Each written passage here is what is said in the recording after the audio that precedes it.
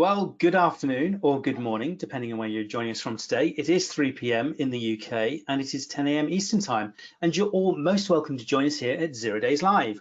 Hello there, everybody. Welcome to Tuesday, and this is our penultimate week at 0 Days Live. And how it's flown by. Today is show number 34, can you believe it, of our 40 live episodes that we've committed to for this run of 0 Days Live. And in a few moments, we're going to be welcoming Rik Turner to our virtual studios, principal analyst at Omdia. And we'll meet him in just a few moments. But don't forget, later on this week, we are going to be celebrating National Solitaire Day on our Fun Friday edition, so don't miss that. Hello, everybody. Hope you are well. I'm Stuart Reed, and I'm with Nominet, focused on cyber solutions. And as usual, I'm in the chair to welcome our special guests each and every day of our live shows. Just a quick reminder, of course, Nominet is primarily known for managing the .uk domain, which we've been doing so for over 23 years, and have something in the order of 15 million domains currently under management. And building on this strong heritage of understanding the importance of domain names for network connectivity, we also provide cybersecurity solutions to protect both government and enterprise networks worldwide from cyber attacks, including providing service to the UK government's National Cybersecurity Centre. And of course, at Nominet, ensuring people are able to be connected, included and secure is at the heart of what we do. And of course, it is more important perhaps now than ever before, as we find ourselves in these very strange times where all of the physical meetings and one-to-ones have been paused right now. So we wanted to bridge that gap and bring you something in its place. And of course, it's this 0 Days Live for everybody with an interest in or from within the cybersecurity community. Now, as with every day, I am joined front of house and behind the scenes with a highly capable team, making sure everything just runs the way it should, albeit remotely. And of course, those that tuned in yesterday will remember we had a few technical challenges, but we were able to overcome those. I hope you agree, and not least without the assistance of everyone that's behind the scenes, as well as front of house here at 0 Days Live. Now, as always, we do ask a burning question each and every week. This week's burning question is, what lessons have you learned in lockdown? So do please let us know by typing onto the console on your screen on the right hand side, and we can read those out. Now for me, it's actually been quite pleasant to make my own lunch again. Sounds a bit odd, but actually before all of this kind of lockdown took place, it was all too easy just to grab something quick, which whilst it was convenient and tasty, meant that I'd lost the art of actually making my own sandwiches. Steve, on that bombshell, what lessons have you learned in lockdown? Is that tomato soup is a great replacement for tinned tomatoes in all types of cuisine if you've run out of tinned tomatoes, as I did during the first phases of lockdown.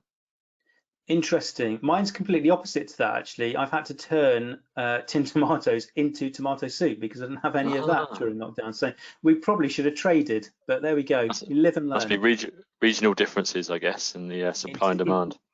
Indeed, supply and demand and regional differences. So as I hope you all agree at home, a different insight every day on this show where we all learn together. Thank you very much for that, Steve. Again, Steve, 34 shows, flown by, hasn't it?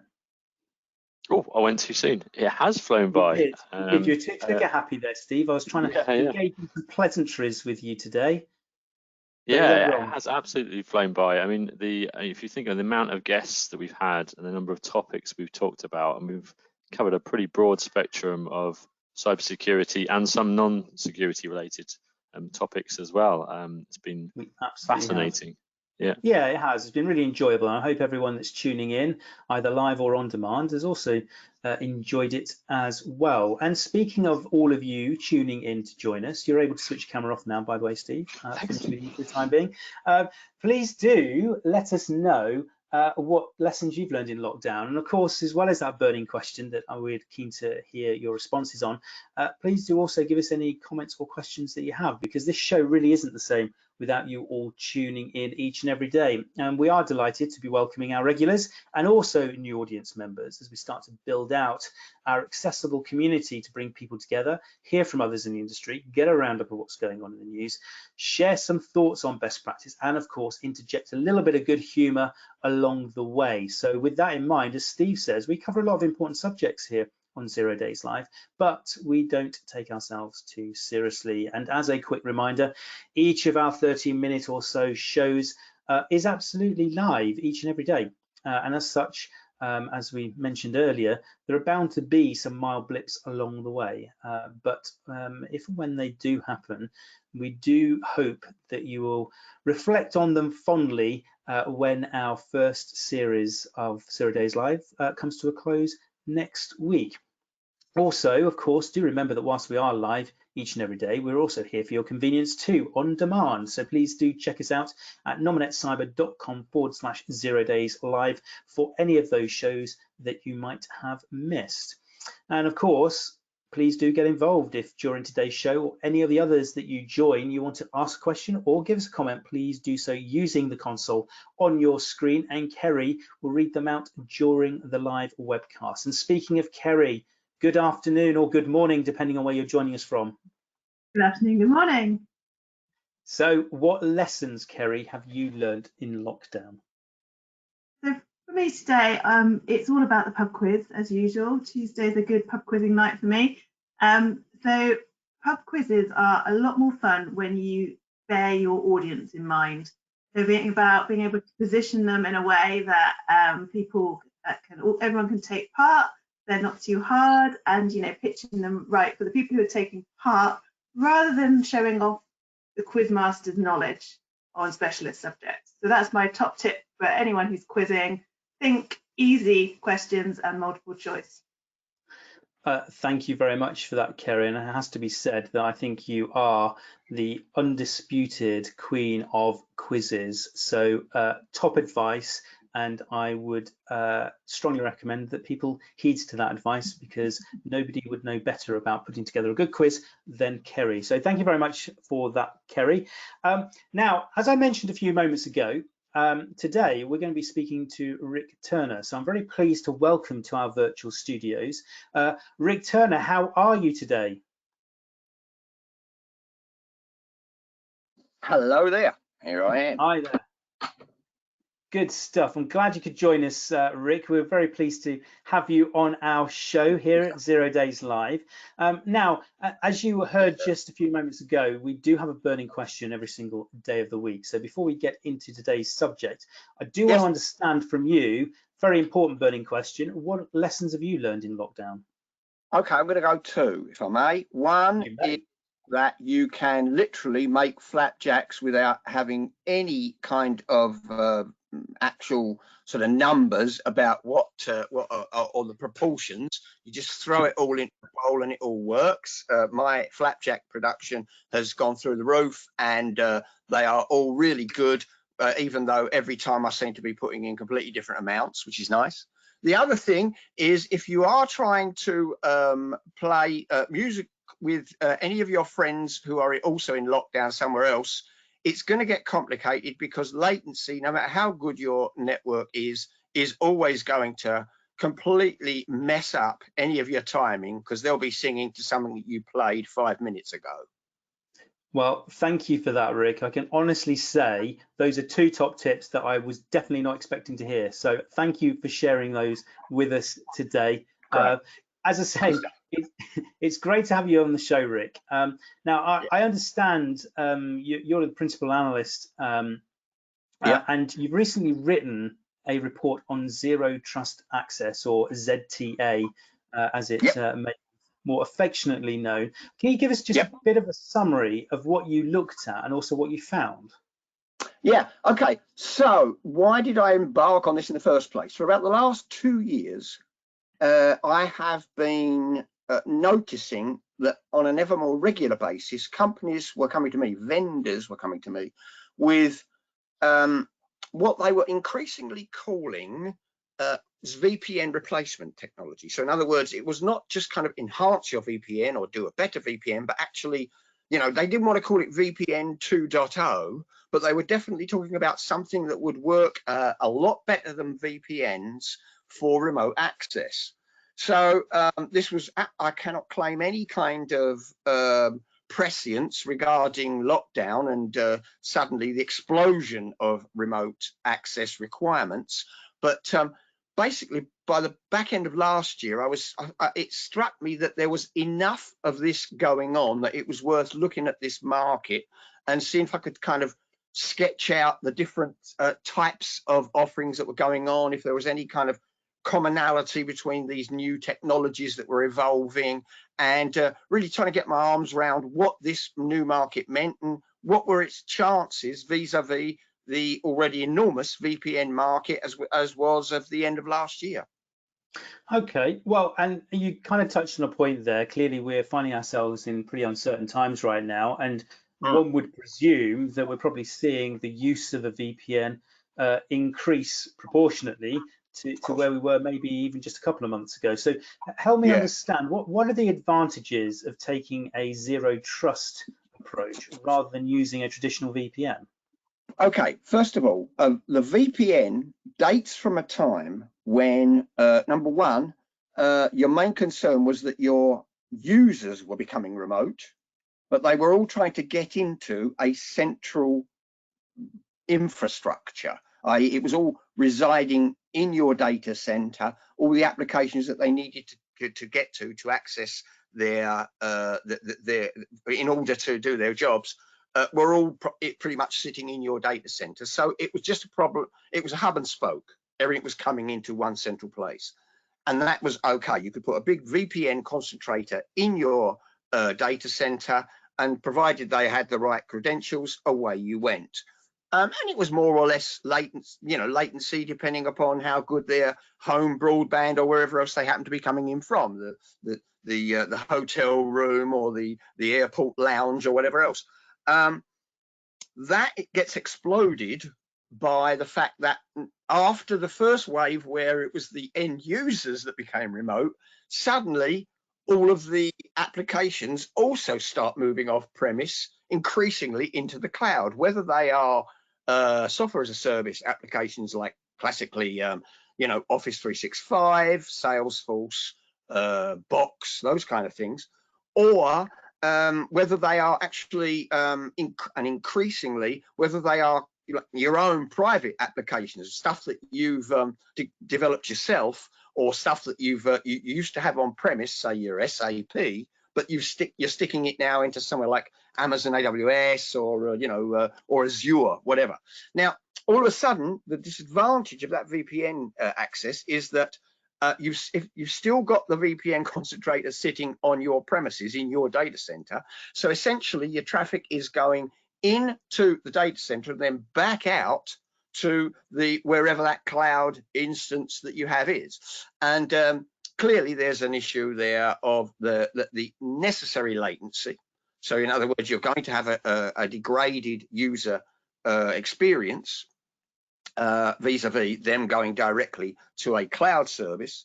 But then equally, there's also the wasteful aspect of you using up what might be, should we say, corporate bandwidth on your, if you've got some, say they're coming in from something like a branch office, well, they'll be using bandwidth on potentially a corporate WAN, an MPLS network or whatever, but then they're going back out to the cloud. So that's an awful waste of your very expensive, if it's MPLS, very expensive bandwidth. So there are a bunch of reasons why it's just not really good, particularly as well as we get into the world of SD-WAN, which is increasingly the option that people are using particularly for branch office connectivity, where the folks in the remote branches are saying, well, look, I don't need to go back through the corporate data center in order to get to the Salesforce instance of my company. Can't I just get a direct internet access? Well, at that point, you're losing control if you're still going to be trying to do everything through a central hub.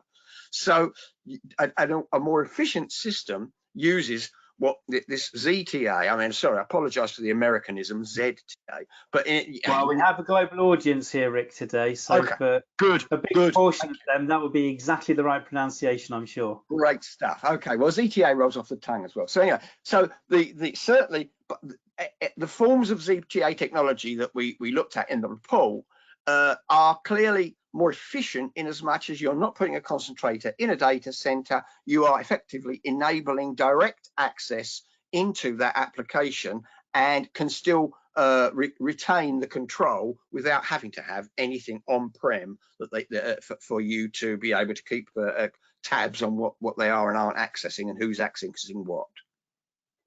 And it has to be said, and we touched on this just a moment ago, that your report was primarily focused, in fact, it was entirely focused before the current lockdown situation that we find ourselves in now. Now, clearly, VPNs and VPN alternatives are probably far more in focus as far as the remote working aspect is right now. But that to one side, what was the market or demand looking like before the lockdown situation, and do you think there's going to be any changes as a result of that?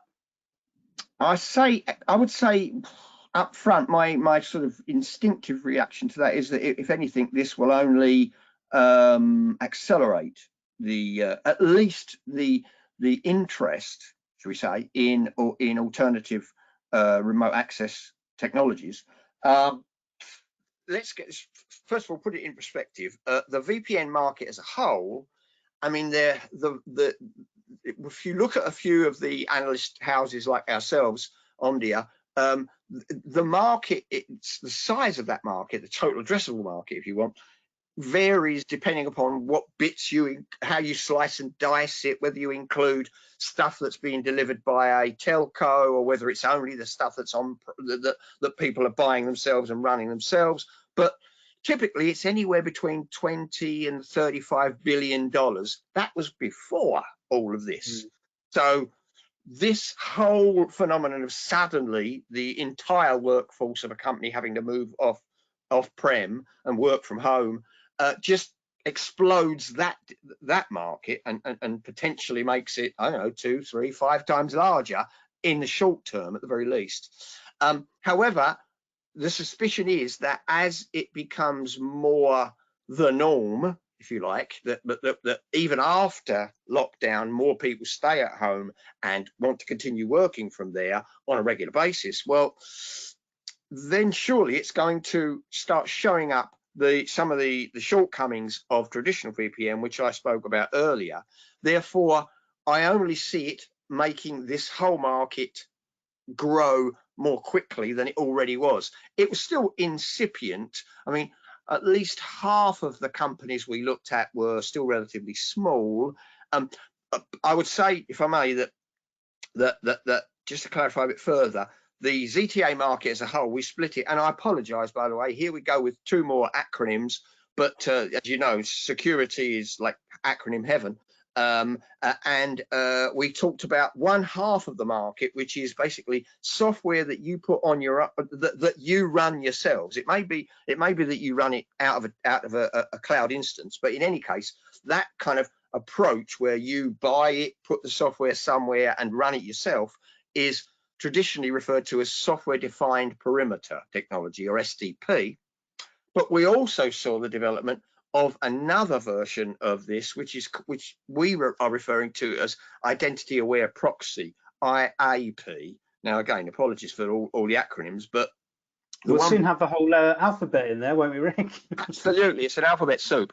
And all I would say is that the fundamental difference here that you need to remember is that if it's IAP, you are sticking a proxy in line between the user and the application that they are wanting to access, and as such, inherently you would say, well, there's going to be some level of greater latency added by the virtue of the fact that you're putting another bump in the wire, and therefore you find that everybody who's offering AIP based services, and this is a whole bunch of companies, but anyone who's doing that, number one, they're doing it as a service, and number two, they're doing it on their own networks. So this is the likes of Akamai, Cloudflare, and a variety of other people. A lot of them are CDNs. But of course, the reason they can do something like that and put another bump in the wall out is because they have these monstrous networks, which they have clever ways of accelerating so that they can mitigate any additional latency that they are adding to the access by just basically get clever algorithms and alternative routes and all other clever stuff. If you're running it yourself on your own network or on your own WAN, in any case, however your WAN is set up, even if it's an SD-WAN, if it's your IT department or your network department that's running the thing, then you'll do SDP, which doesn't add that latency for very good reasons I won't go into. If anyone's interested, they can look at the report, but it doesn't add latency. But however, it does mean it gives you that increased flexibility that you can run it yourself. On the other hand, you have to have then a network team to run it. So those are the kind of the two ways, and I would say that my suspicion is that anyway that the service-based IAP approach is the one that will win out, fundamentally because it's just easier to do. Someone else is doing it for you and there's less to worry about. Okay, well, thank you for that perspective, Rik. Now, normally at this stage, we would have Steve pop up, raising his virtual. Oh, Steve. Hello, Steve. Hello. As if by magic. Thank you, Stuart, for the prompt. Well, for the introduction, Steve. You deserve one, Phil. Thanks, Rik. I had a couple of questions, if that's okay. Carry on, sir. What are your observations on the current tech market in terms of changes in the working environments? What do you think is that perhaps wasn't before? Sorry, go on, carry on. What do I think? Sorry, I jumped in too quick. What? That's right. What do you think's here to stay in terms of the changes that we've seen recently that perhaps wasn't before? Okay, well, first of all, obviously, all forms of remote access will just get so much bigger and so much more important. As I mean, I have on the odd conference call I've been with people, bearing in mind I'm showing my age here as if my face doesn't already.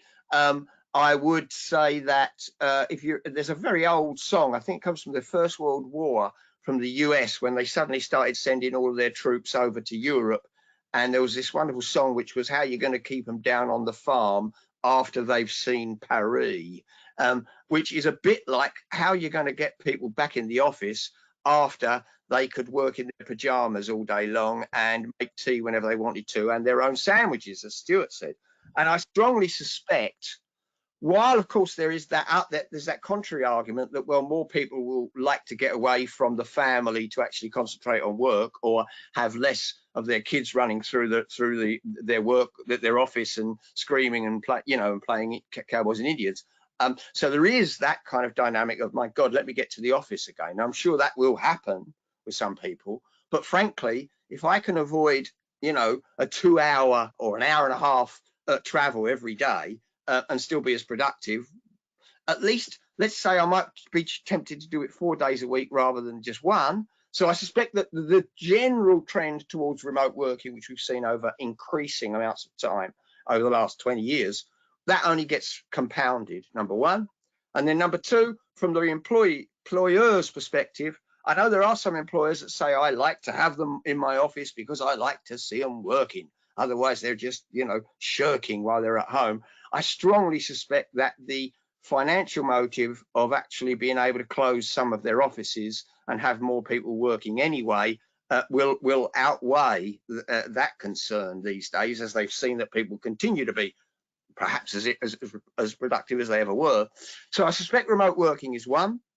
Security generally, I think, only tends to benefit from this horrendous situation that we're in as much as now everybody has to worry even more than they already did about being hacked, about being, about being compromised, about losing data, and all the other things that security enables.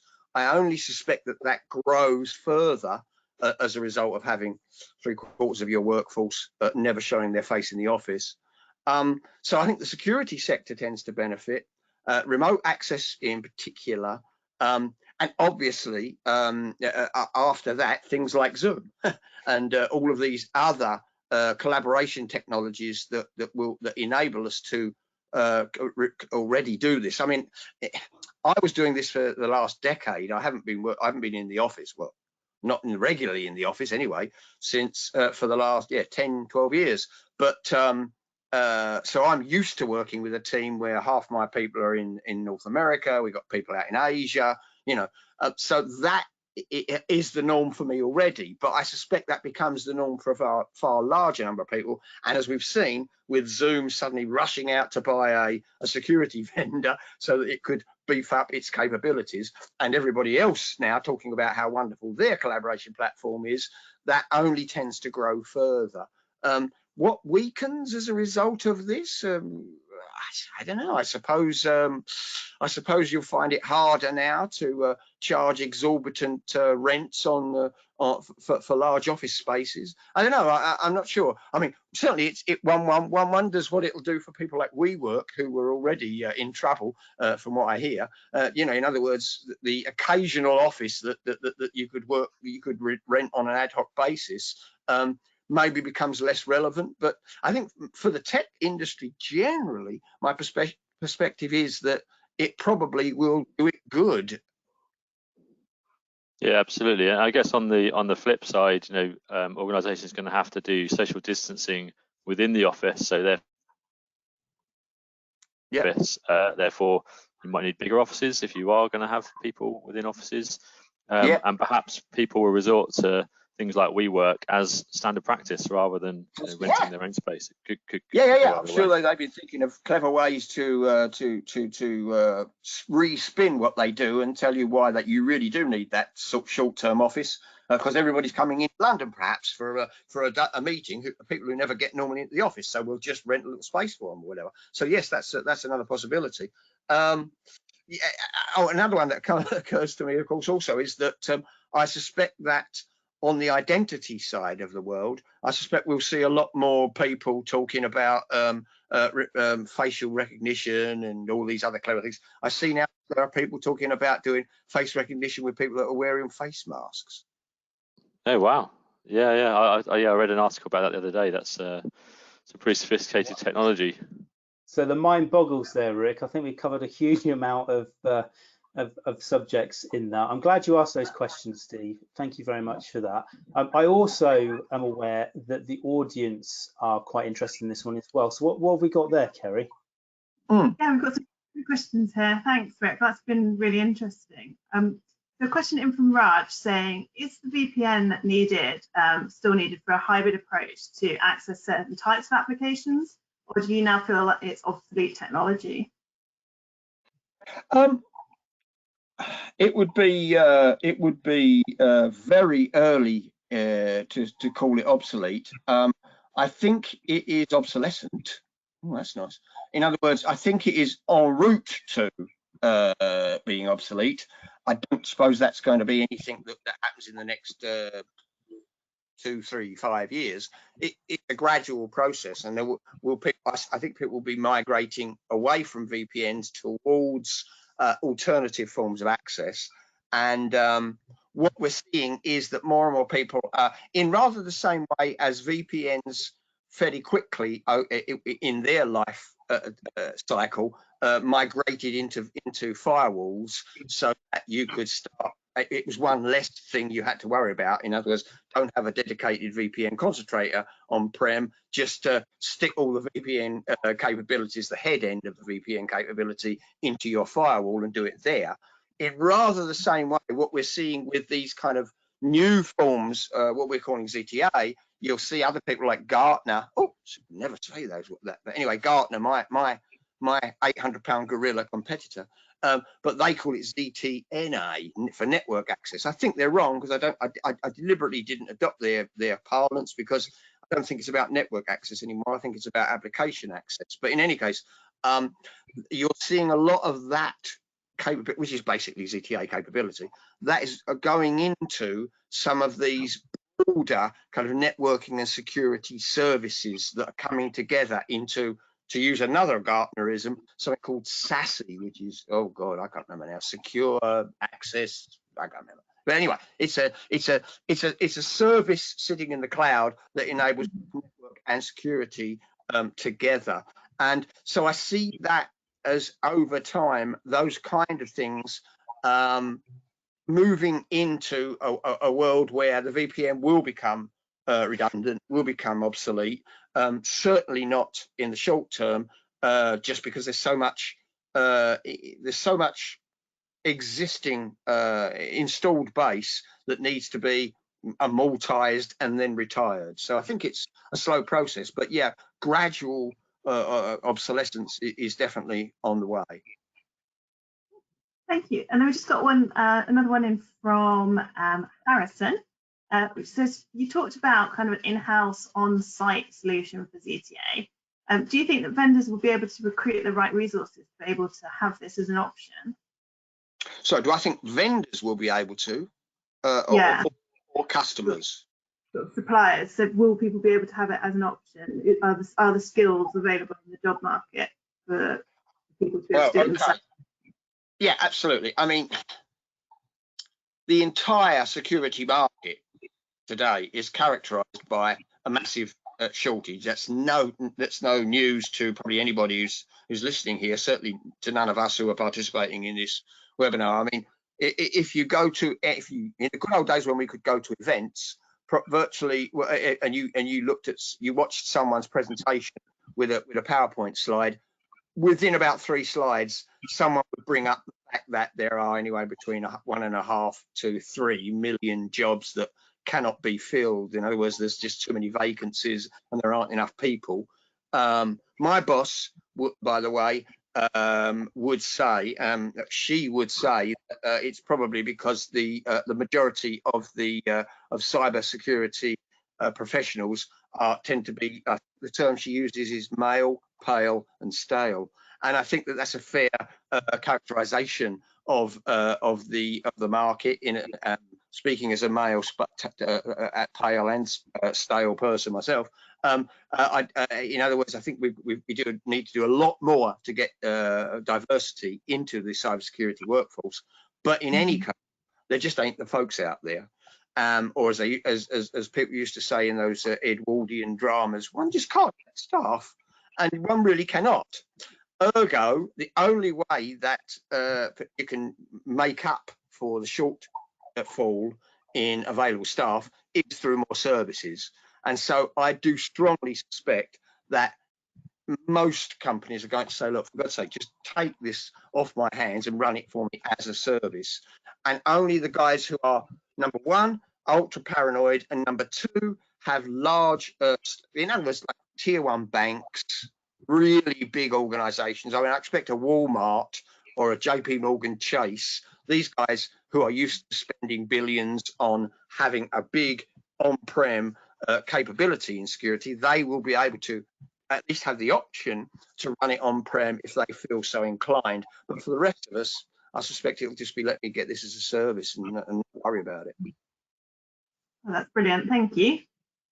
Great. Well, thank you very much for the questions that came in today. And also, thank you very much for your perspective as well, Rik. I have to say, it's been absolutely fascinating to hear your take on zero traffic access, or ZTA or ZTA. I honestly had no idea that there'd be so much to talk about on this research when you first carried it out. So it's been fascinating to hear your perspective. Thank you very much for that. I guess, you know, the final question from me is, are there any other points that you feel are worth leaving with our audience with regard to zero traffic? Zero trust access, yeah. No, if it was zero traffic, that's all right. I'm going to introduce another acronym there. So zero trust access. Yeah, if it was zero traffic access, that'd be. That's very right. That's a whole different show, that one. No, I think we've covered the bunch of it. I mean, but if anybody is interested in looking more, you know, give me a shout. And I mean, obviously, it's a paid-for report, so you'd have to, if you really want the gory details, there you need to buy it. But I can, at the very least, I can certainly give somebody send somebody an extract that gives more details without sharing the crown jewels on the freebie basis, and point you in the direction of some other resources that you might like.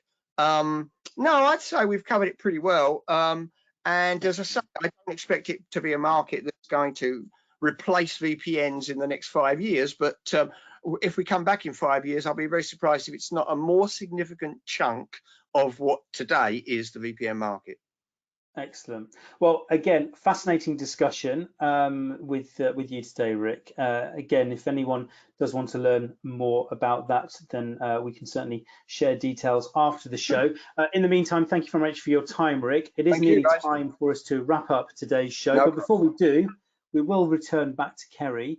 Just give us a bit of a wash up of today's news. Kerry. Brilliant, thank you. Info Security magazine has reported that cyber insurers are increasing scrutiny of policyholders during the current pandemic. Companies are being asked to provide details of how they would respond to a cyber attack and what steps they would take during a breach. Computer Weekly features a report that claims that 86% of cyber attacks are financially motivated, due to that most hackers wanted to focus on the easiest ways to trick targets.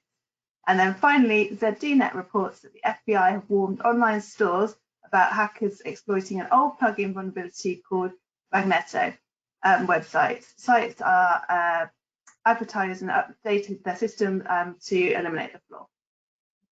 Great. Well, thank you again. Another varied roundup of news there. Thank you, Kerry. I think it's interesting, actually. And Steve, again, appearing on cue. We were talking about cyber insurance only yesterday as part of our discussion. Yeah, it's interesting that that's starting to hit the news as well. What was your take on today, Steve? Yeah, I think that report echoed some of the things we were saying yesterday around the fact that insurance isn't a replacement for cybersecurity, or even, something you'd even look in the same context, because you need to have those security measures in place to A, keep your premiums down, and B, to be able to claim that insurance, if you do get hit. So it's definitely something that needs to be looked at in the entire context of kind of risk management, and not just as an alternative to putting the basic security things in place. Yeah, I think you're absolutely right. So it's interesting to see that kind of reinforced in today's news. And again, we're not far away from some of the COVID-related aspects from a cyber perspective as well. I'm sure we'll see more of those news articles come in before we conclude our first series of 0 Days Live next week. So thanks for your contribution there, Steve, on today's news. That is it, everybody, for today. Thank you very much for today's guest, Rik Turner, who's Principal Analyst at Omdia. Of course, to everybody here at 0 Days Live, both front of house and behind the scenes, and of course to all of you for joining us too. Do have an excellent rest of the day, and we look forward to welcoming you back very soon. Until then, goodbye.